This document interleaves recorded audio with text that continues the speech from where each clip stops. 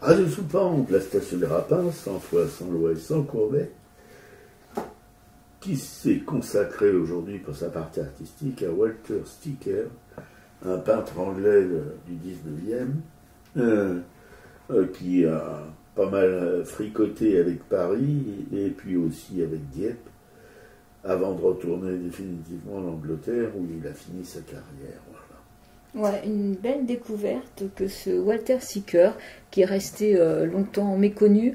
Et en fait, voilà, c'était la directrice de Paris Musée qui avait prévu de faire une exposition sur cet artiste. Elle est décédée entre-temps et cette exposition lui rend en quelque sorte hommage. Elle avait même rédigé un ouvrage sur cet artiste qui a été le sujet, je crois, de ses deux mémoires. Alors, qui est ce Walter Sicker? Donc il est né à Munich en 1860. Son père était peintre, illustrateur, il était danois et sa maman était la fille illégitime d'un homme de science anglais. Voilà. Lui, là, en 1869, donc il a 9 ans, la famille Sicker s'installe à Londres.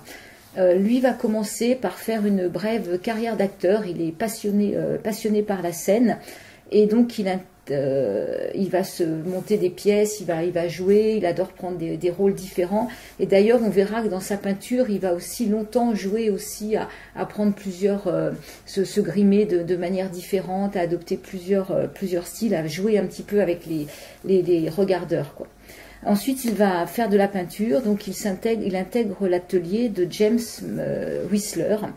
Et pendant l'été à Dieppe, il se lie d'amitié avec le peintre Jacques-Émile Blanche, qui va lui faire rencontrer d'autres artistes, des collectionneurs et des marchands.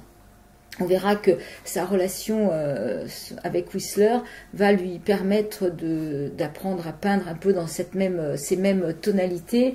Et d'ailleurs, je ne sais plus, un critique d'art parlait de Sicker comme un peintre pas coloriste mais tonaliste, c'est-à-dire qu'il joue sur l'ensemble des tonalités plutôt que sur des contrastes de couleurs.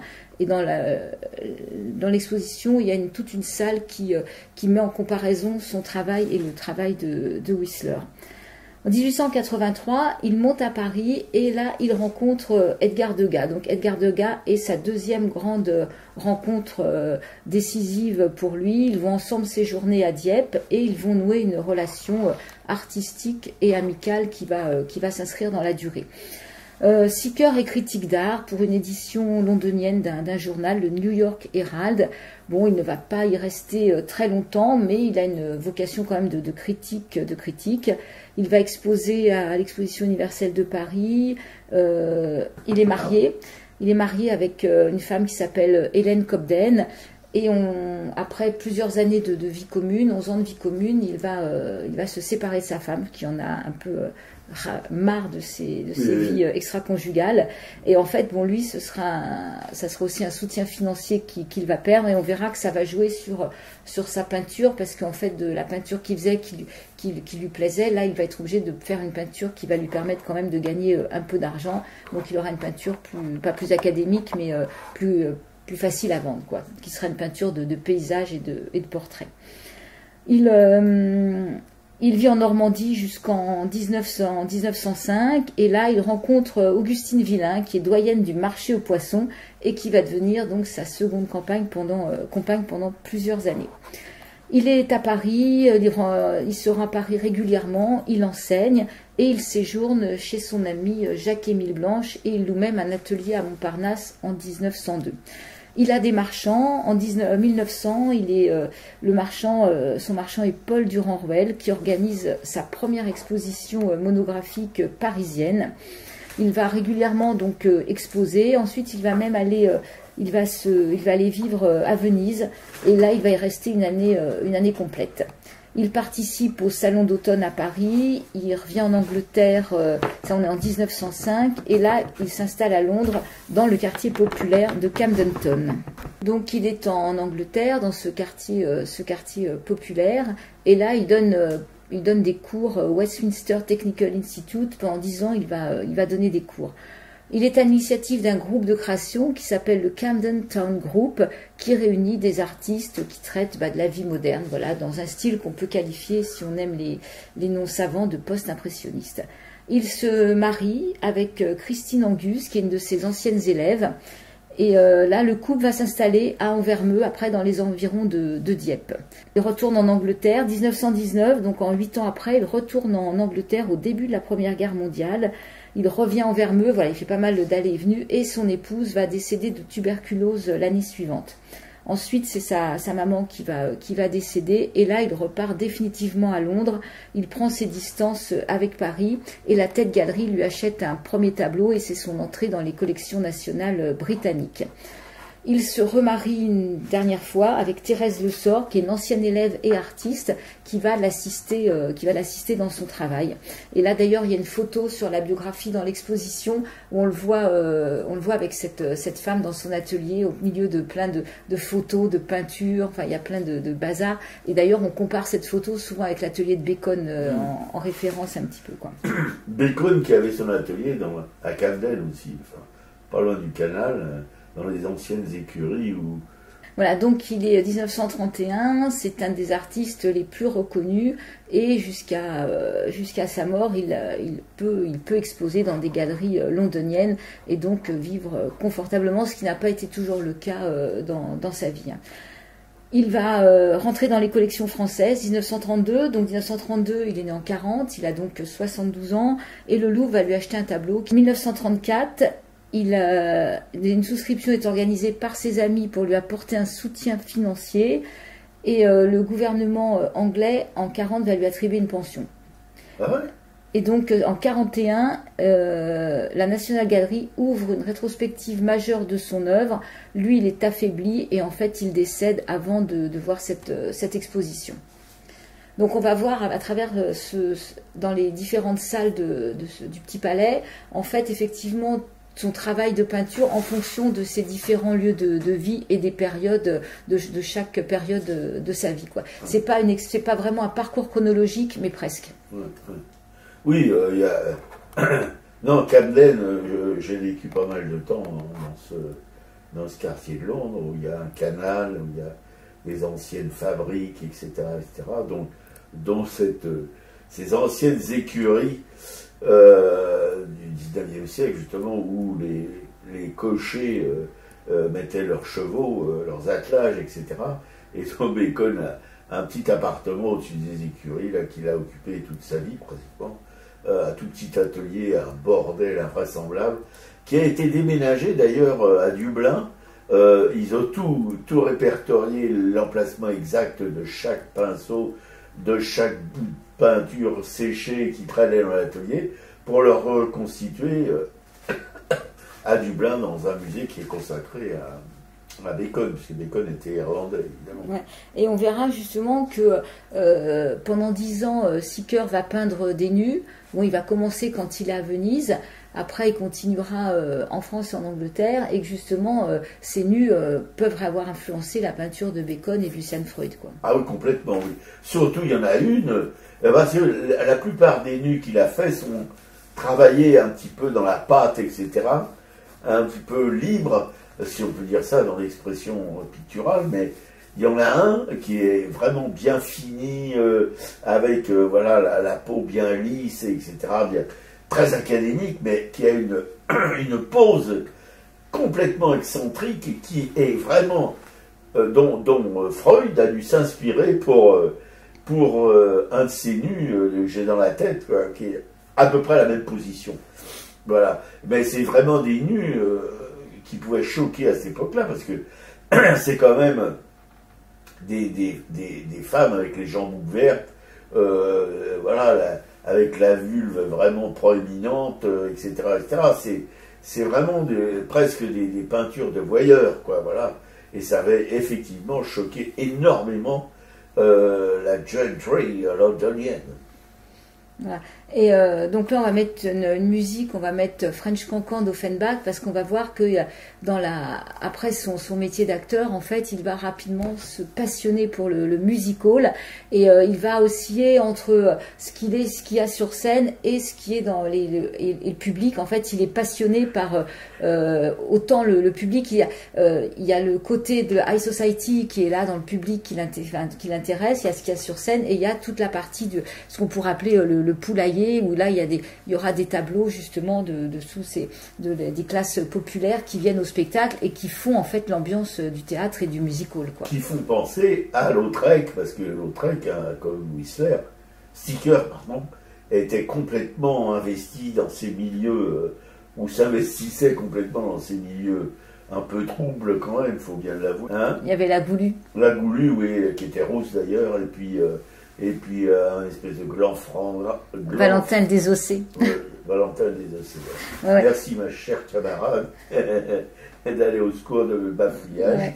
Mais c'est marrant parce que personne n'a relevé qu'il y avait quand même une correspondance avec le travail de Toulouse-Lautrec. C'est vrai que c'est pas du tout précisé dans le... Oui, puis même c'est nu, on peut dire, enfin même maintenant on dirait osé, c'était le cas de Toulouse-Lautrec aussi.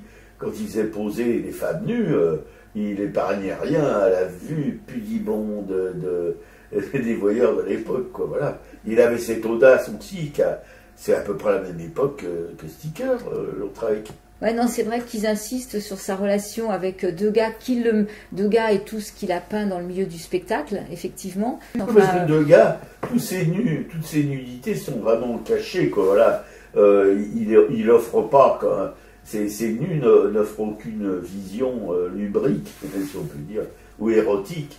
Voilà, c'est vraiment classique, ces petits bourgeois planqués là, derrière un rideau en train de mater les danseuses. Mais voilà, il n'y a rien comment dirais-je, de transgressif dans ce travail.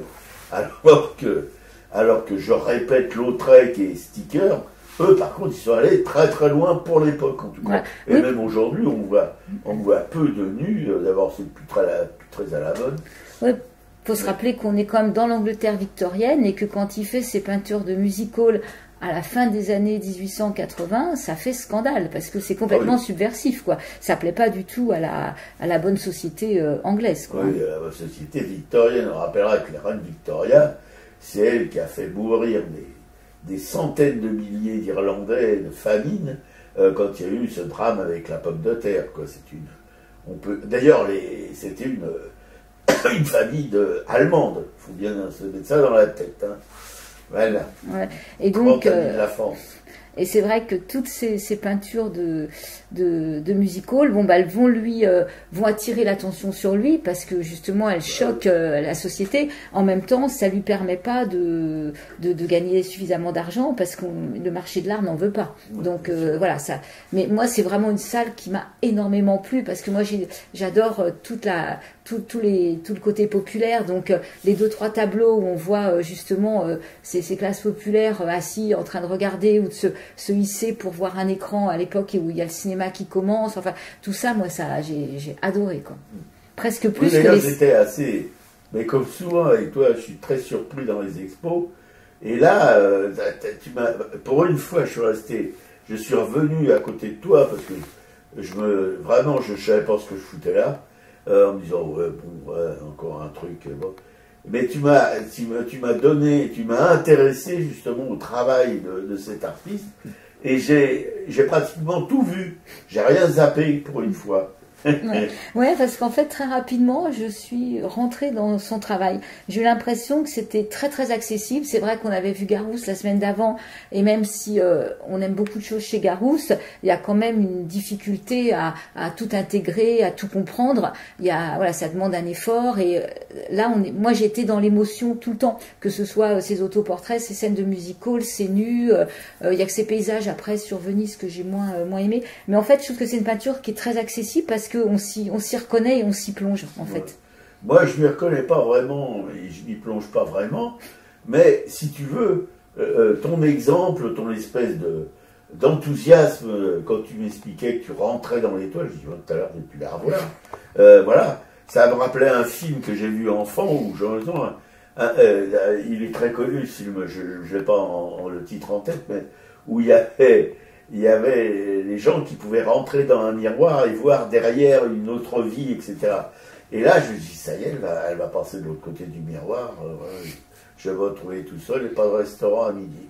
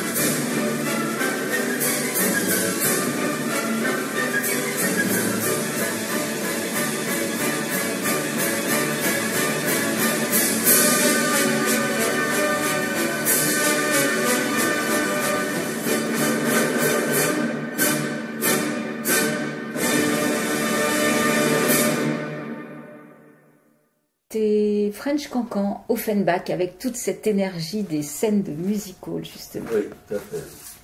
Alors là, dans la deuxième partie, en fait, j'avais envie de... je vais dire trois textes. Il y en a deux qui sont de Walter Sicker lui-même. Un qui est d'une élève de Sicker et qui, justement, se concentre sur le nu et sur ses recherches d'atelier et ce qu'il pouvait y trouver.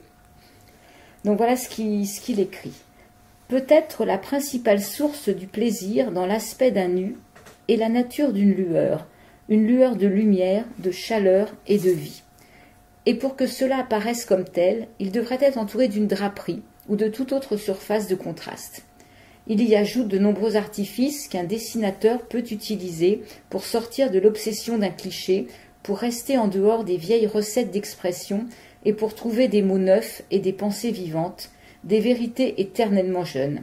On se souvient qu'au moment de Ténia, dans son Christ de la Brera, a trouvé une inspiration dans un point de vue inhabituel de raccourci, comment Degas, de manière incessante, choisit de dessiner des figures avec des points de vue inhabituels. On doit s'efforcer de poser, d'éclairer et de couper le nu pour que l'étudiant puisse oublier les formules sans vie de générations d'apprentis et voir ce que des artistes et créatifs ont toujours vu dans le nu. Voilà, ça c'est un autre texte maintenant de Sicker. Alors, il parle de Tilly Pollen. Tilly Pollen, ce sont les femmes justement populaires qu'il embauche pour poser dans ses chambres de nu. Alors, il avait plusieurs ateliers. Dans l'exposition, on voit il y a un grand panneau avec tous les ateliers qu'il a dans le Camden. En fait, j'ai appris en écoutant une émission de France Culture qu'il louait plusieurs ateliers à la fois pour justement toujours avoir la lumière qu'il recherchait, quoi. Donc, voilà ce qu'il dit. Débarrassez Tilly Pollen de ses emprunts et dites-lui de se rhabiller avec ses propres vêtements. Laissez-la quitter l'atelier et grimper le premier escalier venu d'une misérable petite maison. Tilly Pollen devient immédiatement intéressante. Elle est dans un environnement qui signifie quelque chose. Elle devient la matière d'un tableau. Suivez-la dans la cuisine, ou mieux encore, car les artistes ont le divin privilège de l'omniprésence dans sa chambre. Et Tilly Pollen est devenue la matière dont était fait le Parthénon, ou un Durer, ou n'importe quel Rembrandt. Elle devient un Degas ou un Renoir, et la matière pour un dessinateur.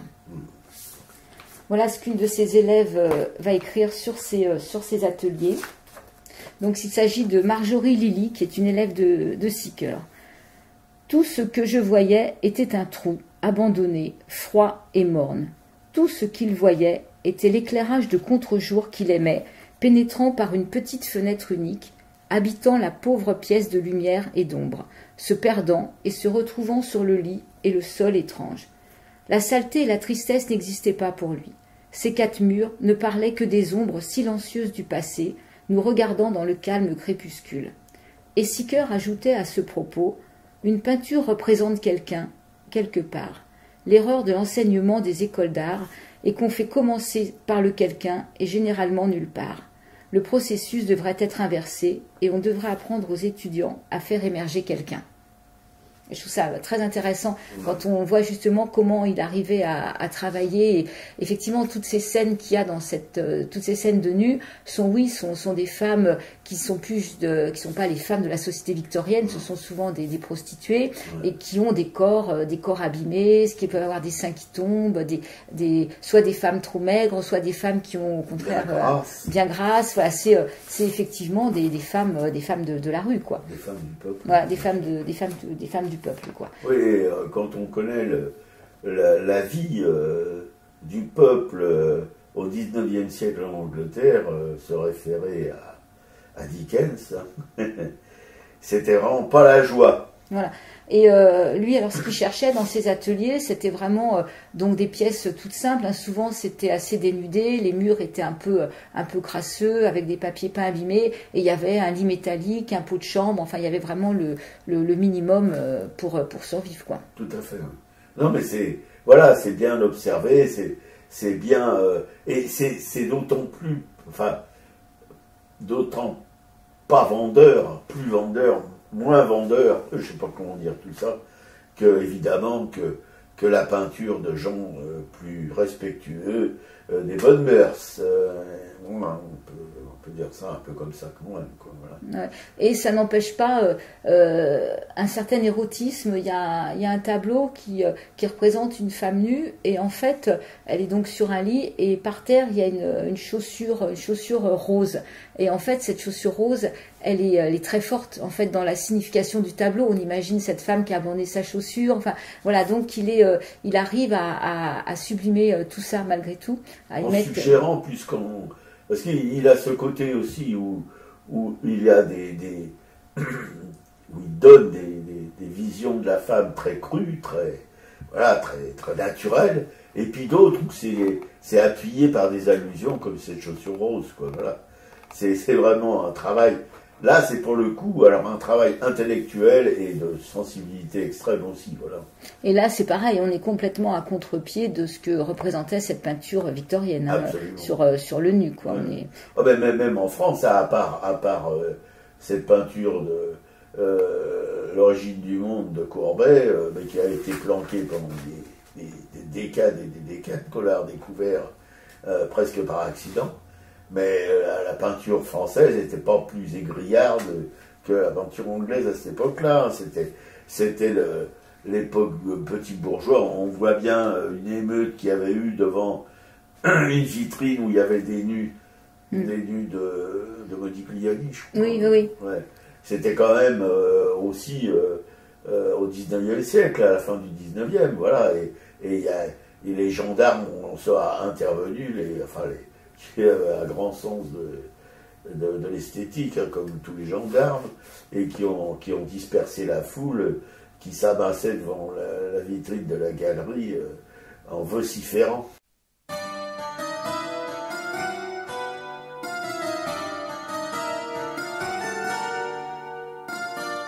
On l'appelait la femme nue, serrée dans une robe noire. C'est elle qui nous versait à boire dans ce bistrot de coin de rue. Nous étions là, jeunes enragés, tout dans le cœur, rien dans les poches, à dire que la vie était moche, mais que nous allions tout changer. Ah certes, nous n'étions pas tristes, l'avenir était devant nous. Nous avions le droit d'être fous, nous allions être des artistes. Et pour atteindre notre but, ou pour faire semblant d'y croire, il fallait rire, il fallait boire et adorer la femme nue. On l'appelait la femme nue. Était-ce parce qu'elle était belle ou parce qu'elle servait de modèle à de grands peintres inconnus? Quand elle passait entre les tables, les plaisanteries jaillissaient. Je trouvais cela détestable. Elle impassible, elle souriait. Certains qui la connaissaient bien, avec une voix un peu rauque, disaient qu'en dessous de sa robe, elle ne portait jamais rien. Moi le plus jeune, le plus sauvage, je vivais l'émerveillement, ému par les frémissements de ses seins nus sous son corsage. On l'appelait la femme nue. A-t-elle du givre dans les cheveux? Vit-elle encore des jours heureux? Qu'est-elle aujourd'hui devenue? Montparnasse n'est plus vraiment drôle, le temps des rêves c'est fini. Il reste encore la coupole, mais où donc est passé l'esprit? À la recherche du temps perdu. Quand je pense à l'adolescence, je me dis, j'ai eu de la chance de rencontrer la femme nue. Et jusqu'au jugement dernier, je garderai dans ma mémoire cette femme dans ce café, nue plus que nue en robe noire.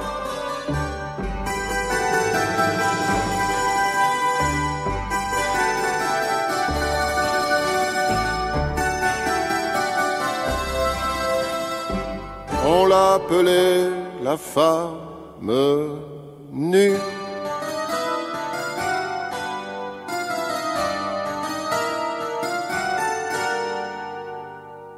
C'était Une femme nue, Charles Dumont. Toujours sur Radio Soupente, merci de rester avec nous pour une émission consacrée dans sa partie artistique à Walter Sticker, un peintre anglais. Avec un nom comme ça pouvait pas être un peintre perpignanais. Voilà, dont nous avons regardé les œuvres au Petit Palais il y a une semaine environ. Voilà. Que j'ai eu du mal au début à m'intéresser à son travail, mais que ma camarade m'a remis dans le droit chemin. Ouais. Alors on a parlé donc dans sa bio de son au départ c'est un acteur, c'est quelqu'un qui aime jouer. D'ailleurs il avait comme nom de scène Nemo, ce qui veut dire beaucoup de choses. Nemo en grec veut dire personne, donc ça veut dire que c'est ce côté à se faufiler, à jouer, à se masquer, et à jouer avec autant le spectateur qu'avec lui-même. Donc c'est un autodidacte. Non, parce que justement, c'est là qu'après, il va travailler auprès de Whistler. Et donc là, il y a un compagnonnage. Donc Whistler est un peintre américain qui est proche du symbolisme. Et donc, il y a un long moment de travail en même temps qui s'achèvera parce que, en fait, après, Sicker a envie de faire son propre travail. Il faut qu'il se sépare de son maître. Mais par contre, il va apprendre auprès de Whistler la gravure. Et surtout, ce qu'on va voir dans l'exposition, c'est quelques petits tableaux qui sont à la fresca, en fait, sur des panneaux de bois, qui représentent des devantures de maisons ou de boutiques. Je ne sais pas si tu te souviens. Et moi, j'ai trouvé ça... donc, c'est effectivement, là, il y a tout un travail sur la tonalité, il y a très peu de couleurs, mais qui s'harmonisent parfaitement les unes avec les autres. Et là, moi, j'ai adoré. Enfin, vraiment. C'est des aplats, non?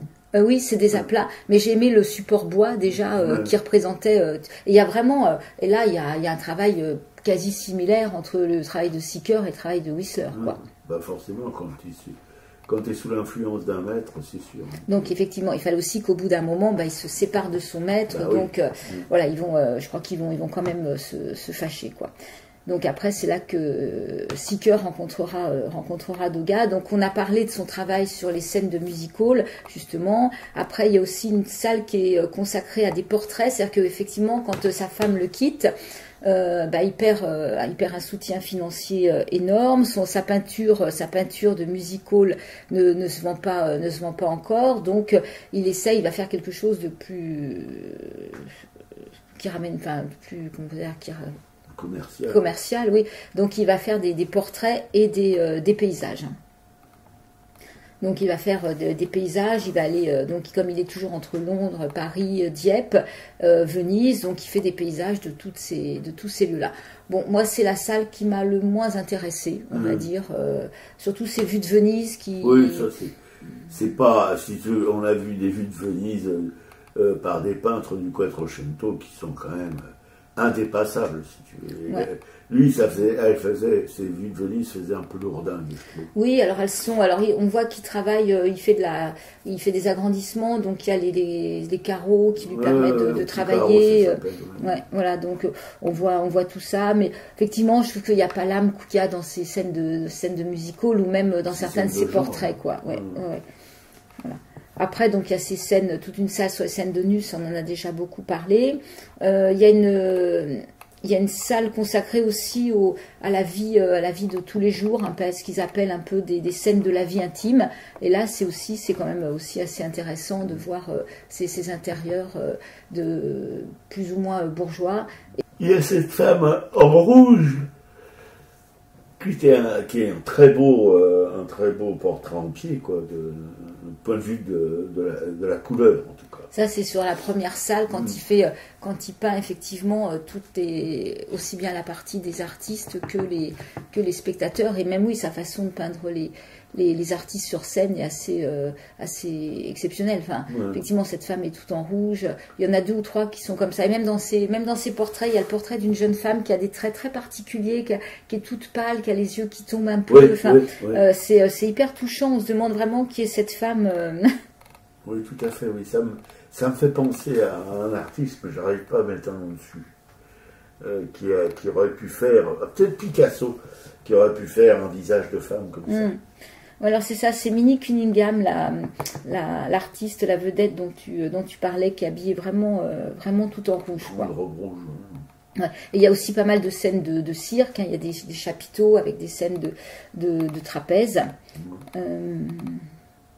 Et donc il y a ce portrait aussi qui s'appelle Blackbird of Paradise, c'est ce portrait que tu aimes beaucoup là de femme qui a un peu de profil avec un chapeau noir et quelques plumes. J'aime beaucoup l'expression, mais aussi si tu veux la pâte, parce que il a travaillé ça vraiment dans la pâte, il n'a pas travaillé ça dans le frottis, quoi, tu vois. Il y a un mouvement dans ce visage, dans ce portrait, qui est assez que j'avais jamais vu, si tu veux, un portrait traité de cette manière. Ça aurait pu être un portrait de Van Gogh presque, quoi, tu vois, dans le mouvement. Dans un mouvement, et ça appuie, si tu veux, cette espèce de noirceur de cette femme qui n'a pas l'air d'être quelqu'un de très fréquentable. Ouais, il y a aussi, donc, il s'inspire toujours, il fait poser des femmes, là, dans un quartier, il est dans le quartier à Soho, il rencontre, il y a 2 sœurs belges, et en fait, il les prend pour modèle, voilà, donc là, on voit une femme qui est en train de fumer une cigarette. Déjà, ouais. Ben, c'était des prostituées, non? Oui, souvent, c'était souvent des prostituées. Et donc, il s'est longtemps intéressé aussi, il y a une sombre histoire de meurtre d'une prostituée. Un méfait de Jack. Alors justement, je ne sais pas si c'était Jack l'Éventreur, mais donc il y a toute une histoire autour de Seeker qui a été même soupçonné d'avoir été Jack l'Éventreur ou d'avoir été son complice. Et après, ça a été des rumeurs, ça a été démenti, mais il y a vraiment eu une enquête autour de ça, quoi. Ouais. Parce qu'il a été passionné par ces histoires de prostituées égorgées. Enfin, donc il y a plein de tableaux qui sont autour de ces crimes qui pourraient être des crimes passionnels. Enfin, et donc il y a même un tableau qui s'appelle Ennui. Et là, c'est une de ses œuvres célèbres. Il a fait poser 2 de ses modèles favoris. C'est-à-dire que c'est sa femme de ménage et c'est un ancien délinquant qui était rentré au service du couple Seekers. Ah oui, je vois. La femme, elle est appuyée au manteau d'une cheminée et l'homme, il est collé derrière. Là. L'homme est devant, non, la femme, elle est sur une commode, elle regarde un peu dans le vague un tableau, et l'homme est devant en train de fumer une cigarette, et ça, c'est vraiment une critique d'un intérieur bourgeois, où effectivement, il y a petit bourgeois, oui, où il n'y a plus de lien entre le couple, voilà, le couple vit côte à côte, et les heures passent longuement, enfin, c'est... Oui, enfin, moi, dans mon esprit, j'ai une image où ils sont plus collés que détachés l'un de l'autre, non? Ah alors c'est peut-être pas le même tableau. Parce que dans celui-là, vraiment, ils regardent chacun de leur côté. Enfin, on sent qu'en fait, ils sont chacun tout seuls, quoi. Ah non, c'est pas ça, là. Moi, je te dis, cette femme est appuyée au manteau d'une cheminée, et son mec est derrière, et il fume. C'est un truand, et il fume un clope. Ah oui, ça c'est une petite série. Ah, elle est super cette série justement. Là il y a, oui, c'est aussi comment je vais payer le loyer. Il y a toute une petite série. Ah oui, ça c'est dans la salle des nus. Ils sont vraiment, ils sont très bien. Justement et là on sait pas ce qu'il veut dire. Quel est le rapport exactement entre l'homme, la femme, s'il y a violence, s'il n'y a pas violence, c'est tout. C'est très énigmatique. Parce qu'il y a aussi des œuvres de Seeker qui sont proches de celles de Daumier à l'époque où il peignait justement des scènes d'intérieur misérables. Louis Daumier, c'était plutôt les intérieurs ouvriers que bourgeois, que petits bourgeois. Comme le crime de la rue machin, là, comme... Voilà, donc pour moi, c'est vraiment un artiste à aller découvrir, qui s'est aussi passionné pour la technique qui était de son temps, qui se développait, comme le cinéma, comme l'appareil, toute la photographie, ces techniques d'agrandissement. Enfin, il a vraiment utilisé à la fin de sa vie toutes ces techniques de transposition pour son travail aussi. Oui, oui, bien sûr. Et dans ce domaine-là, c'est pas un novateur, parce que ça a déjà du temps de Léonard de Vinci.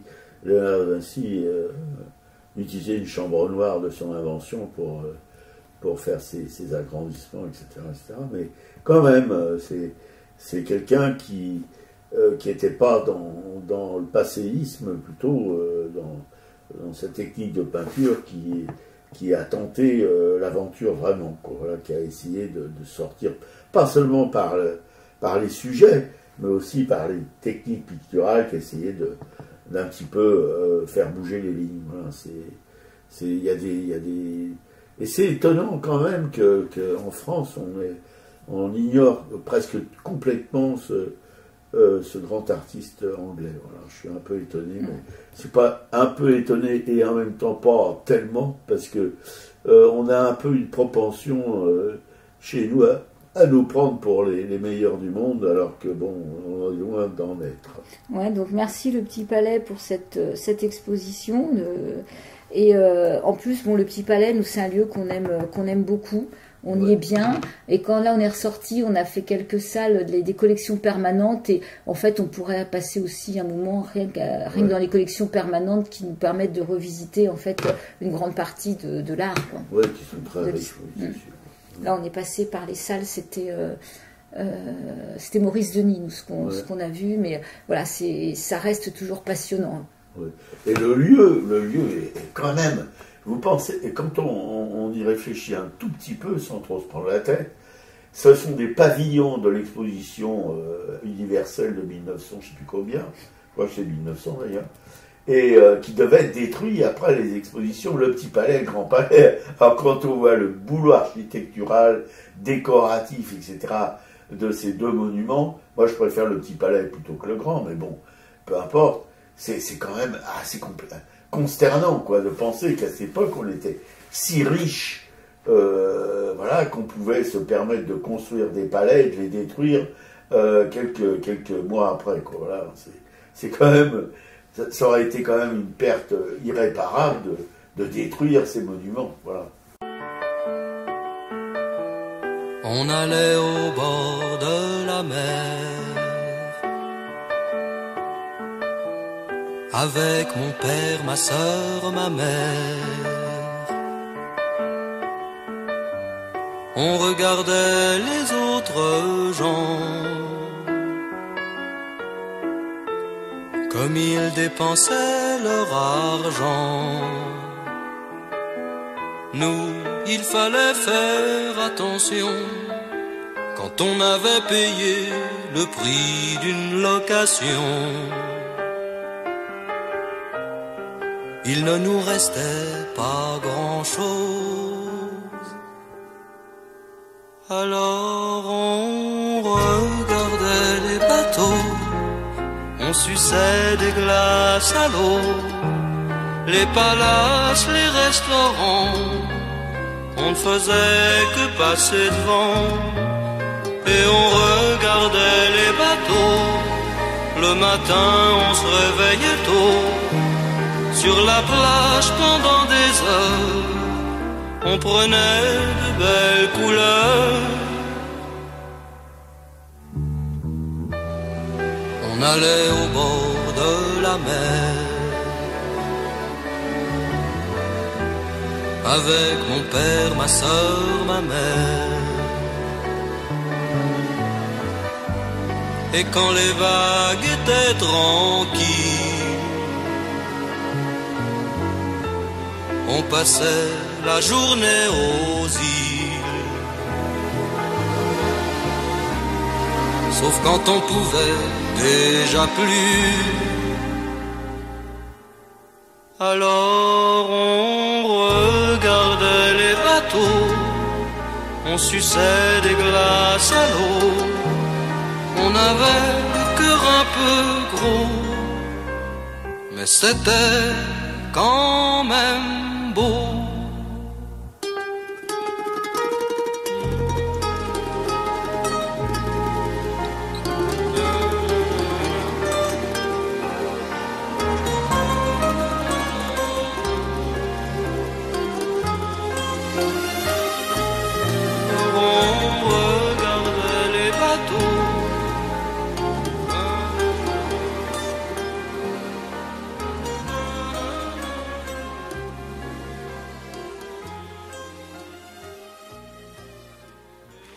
C'était les vacances au bord de la mer, Michel Jonas. En rapport avec Dieppe que fréquentait le peintre dont on vient de vous parler. Et tout de suite les expos, Michel Ragon, musée de l'histoire vivante à Montreuil, les femmes photographes de guerre au musée de la Résistance, je vous le recommande, André de Vambès, peintre, graveur, illustrateur au Petit Palais, Rosa Bonheur à Orsay, Kokoschka au MAM, Alice Nil à Pompidou jusqu'au 25 janvier 2023, Fuseli au musée Jacques Parandré, Agnès Dubar, oui, mais pourquoi j'ai marqué 8 décembre à côté? Parce c'est jusqu'au 8 décembre qu'elle expose. Il y a le lien, j'ai mis le lien sur, elle expose en Bretagne. Galerie Kaléidoscope, vous connaissez rue Chambon, voilà, qui expose des œuvres de la figuration. Ouais, la nouvelle figuration, ouais. Première partie de l'exposition. La deuxième sera en 2023 dans un nouveau lieu vers Saint-Germain-des-Prés. Oui, Walter Sticker au Petit Palais jusqu'au mois de janvier. Garon Stabobourg, lui aussi, ça sera long, c'est une rétro. Les ateliers de Juliette Planck à Rochefort-sur-Mer. Voilà, une artiste en relégation, mais qui se bouge. Et puis qui nous diffuse sur Radio Bigaille quand même. Voilà, c'est pas rien, un racaille sur Radio Bigaille. L'exposition Zatine, une vie d'atelier à Montparnasse, on doit y aller cette semaine, je pense, si je suis rétabli. Rue des Cascades. Ouais, la Galerie des Cascades, c'est Christine Meller qui expose Comics Rabbits Dots, c'est des linogravures et c'est jusqu'au 11 décembre. Il y a un vernissage mercredi 30 novembre à 18h. Voilà, et c'est fini. Le culturel.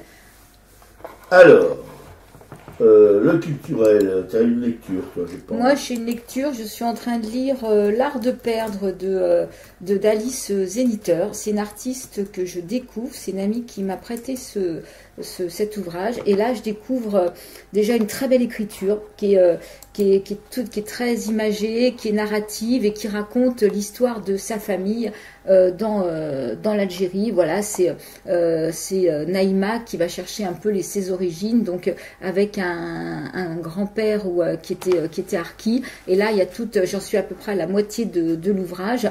Et donc, il y a toute cette histoire de la guerre d'Algérie, comment cet homme Ali travaille avec les Français, comment ils sont rapatriés, quelles sont leurs conditions de vie quand ils arrivent en France. Enfin, c'est un livre qui est difficile, mais qui est vraiment une très très belle écriture et qui donne envie quand même de continuer, quoi. On peut faire des pauses de temps en temps, mais ça va pas c'est narratif. D'accord. Et pour ma part, j'ai regardé hier soir Le Train de Granier de Fer avec comment dirais-je, Trintignant et cette actrice. Romy Schneider. Romy Schneider, voilà. Bouleversant, enfin, très sobre, bouleversant. Romy Schneider interprète une juive allemande qui fuit son pays, et puis Trintignant, comment dirais-je, un artisan qui répare des radios. Enfin, je ne sais pas trop comment dire ça. Voilà, c'est leur rencontre dans un train qui part, un train de gens qui fuient l'armée allemande et qui se dirigent vers le sud de la France. Lui, il s'arrêtera à Poitiers. Voilà. C'est un film vraiment sobre et bouleversant. Et puis, sur LCP, hier, je me suis fait une pause assez longue sur cette chaîne, et j'ai, entre autres, vu des groupes pour les moins de 20 ans, c'est un parfait inconnu. Oui. Mais, ouais. Mais c'est un intervieweur magnifique, voilà, qui parle avec Piaf, avec Arletty, avec Aznavour, mais avec d'autres aussi, avec Henri Miller, par exemple, etc. Mais les portraits, enfin, les interviews de Piaf, Arletty et Aznavour, c'est quand même des choses, enfin, des entretiens qu'on ne peut plus voir aujourd'hui. Aujourd'hui, c'est Hanouna qui interviewe des gens comme ça, voilà. Ils sont au niveau d'Hanouna, voilà. Autrement, il n'y a aucun intérêt à ce que Hanouna invite des gens qui ne lui ressemblent pas. Ouais. Mais là, la Piaf bouleversante, 3 entretiens avec elle, Arletty bouleversante, et Aznavour égal à lui-même, comme il lui dit des groupes, petit, chauve pratiquement, et puis sans voix. Le portrait est dressé. Non, c'est magnifique parce que, comme le disait ma camarade quand on en parlait hors micro, des gens comme ça, on apprenait quelque chose déjà, c'était des gens extrêmement cultivés. Pierre Desgroupes était un littéraire, enfin voilà. Il y a une culture quand même assez solide, et qui ne s'écoutait pas parler. Il interviewait, c'est-à-dire qu'il laissait la parole aux gens qu'il interviewait, en posant des questions très, très simples, sans s'étendre, en racontant sa vie, voilà. Des choses qu'on ne connaît plus aujourd'hui vraiment. Voilà, ouais. C'est ça le drame un petit peu de soi-disant progrès, quoi, on ne sait pas trop, mais enfin bon, il y a aujourd'hui, on a perdu d'une certaine manière quelque chose, une liberté vraiment d'expression qui a fait, si vous voulez, les beaux jours des téléspectateurs de cette époque. Ouais, alors c'est une émission, j'ai vu, qui s'appelle Rambobine INA. Ouais, Rambobine A. Voilà, avec donc ces archives de l'INA. Oui, tout à fait. Et c'est, je vous assure, un après-midi, mais alors, j'en suis sorti avec le film de Graillet-Lefer, donc voilà. Donc à peu près des environs de midi jusqu'à 11h, et j'en suis sorti anéanti, pas par le groupe, mais par les gens qui l'interviewaient, qui sont bouleversants, comme ces 3 femmes, voilà. Et puis ce reportage sur Oklahoma, dans l'Oklahoma, qui a une caricature de patriarcat finissant. C'était terrifiant. Et puis il y a eu d'autres choses encore. Enfin, on a fait le tour du monde de la connerie, quoi, voilà. Et c'est vraiment quelque chose qui... Après, je pense qu'on devrait se finir là, voilà. Après, un après-midi comme ça, si j'avais eu le courage, je serais mis un sac en plastique sur la tête. Non, c'est terrifiant. C'est terrifiant. Le monde, tel qu'il est aujourd'hui, tel qu'il est devenu, et qui va durer encore un moment, parce que bon, ils ont parlé aussi de toutes les choses, tout le dérèglement climatique, à commencer par les États-Unis, évidemment, qui sont leaders dans le domaine. C'est tellement effrayant qu'on ne peut pas se raccrocher à quoi que ce soit pour se faire un petit peu plaisir. Voilà. Ouais.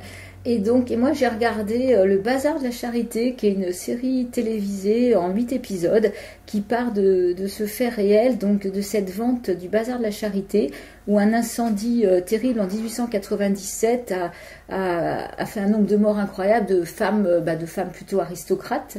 Et en fait, tout ce qui s'est passé, c'est qu'on s'est aperçu que les 3/4 des victimes, effectivement, étaient des femmes.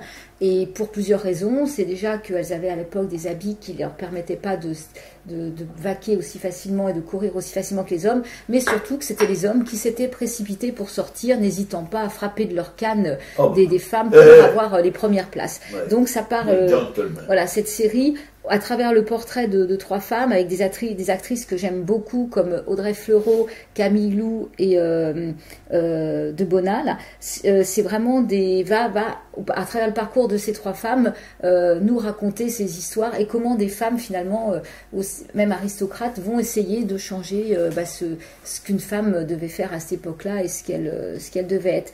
Donc malheureusement, c'était diffusé sur la 1, mais le replay est payant. Sinon, c'est sur la plateforme Netflix, ce qui est pas forcément mieux, quoi.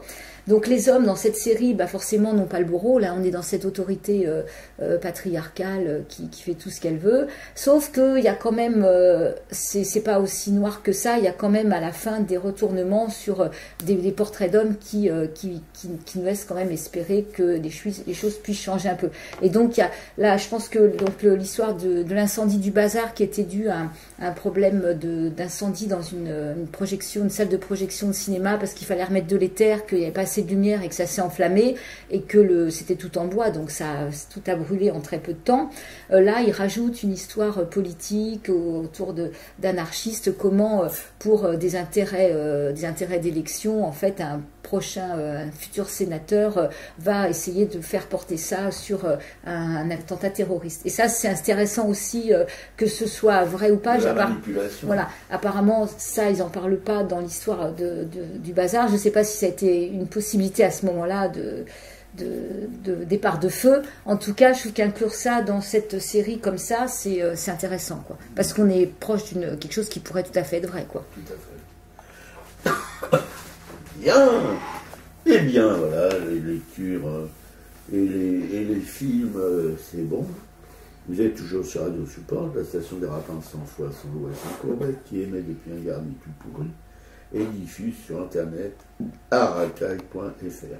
Et on salue nos amis, Claude et André de la Nation, Claude et William, nos potes de Brest, en plein déménagement, des violents, attention. Ouais, il faut que je vous réponde, les copains, je vais vous répondre, les copains. Ils traversent un palier, mais pour eux, apparemment, c'est très très difficile.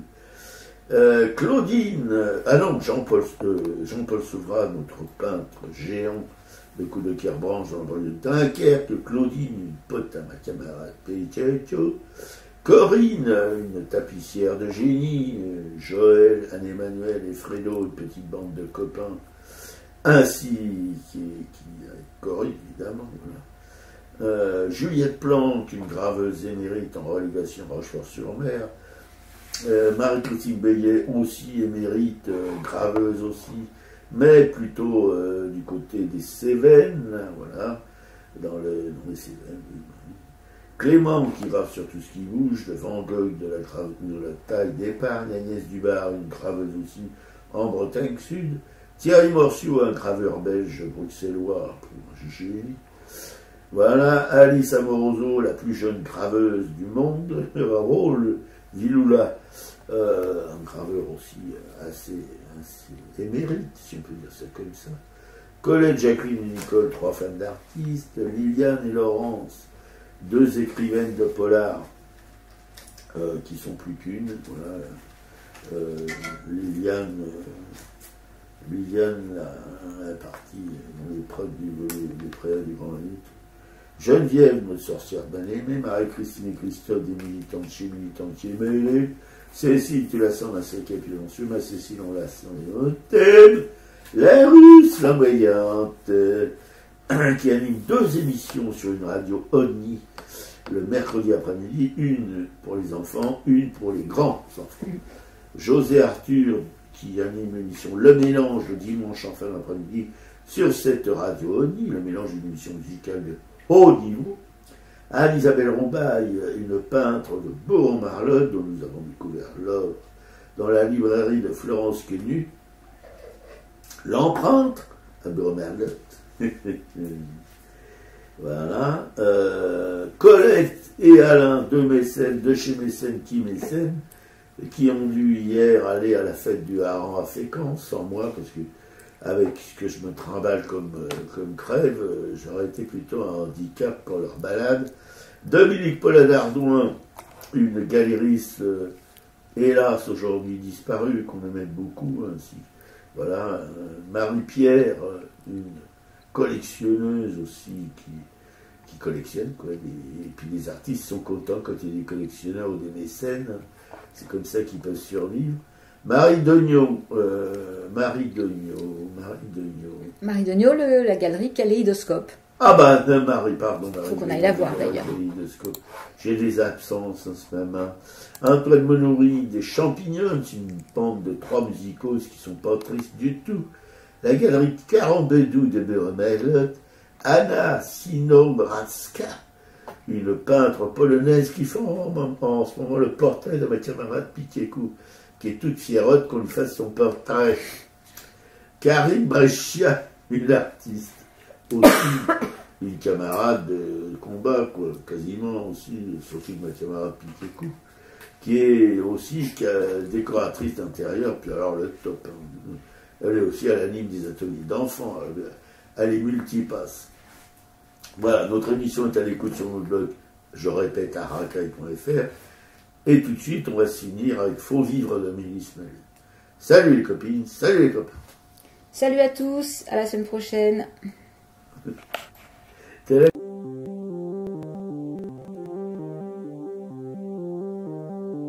Malgré l'écran cieux du néant, c'est pour mieux nous manger enfants et les silences et les boucans. Faut vivre. Et bien qu'aveugle sur fond de nuit, entre les gouffres infinis, des milliards d'étoiles qui rient, faut vivre. Malgré qu'on soit pas toujours beau et que l'on ait plus ses 16 ans et sur l'espoir, un chèque en blanc, faut vivre.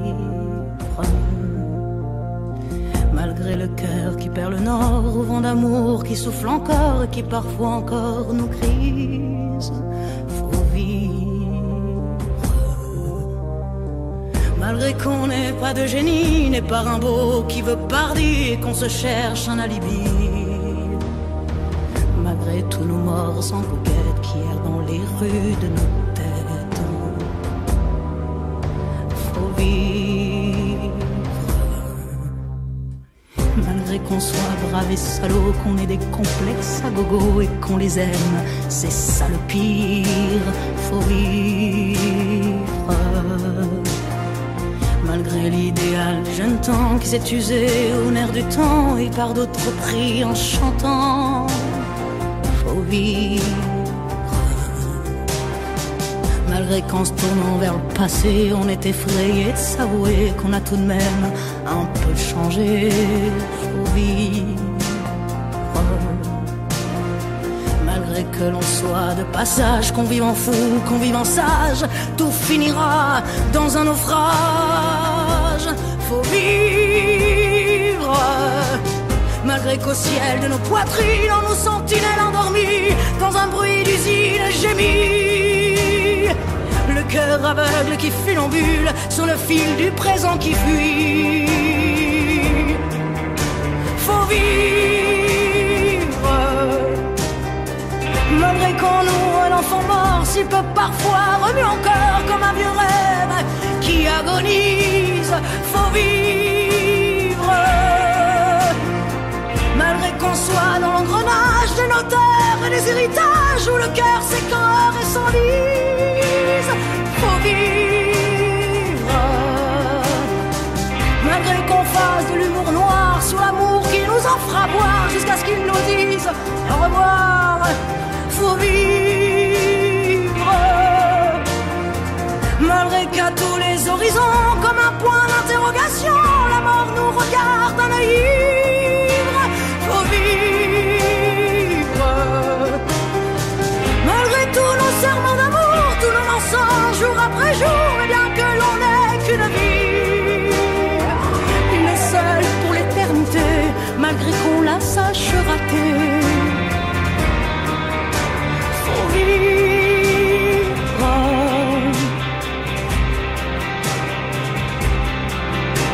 Faut vivre.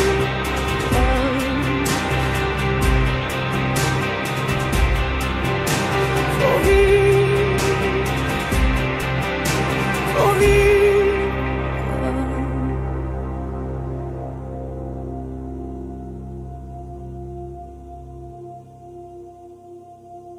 Faut vivre.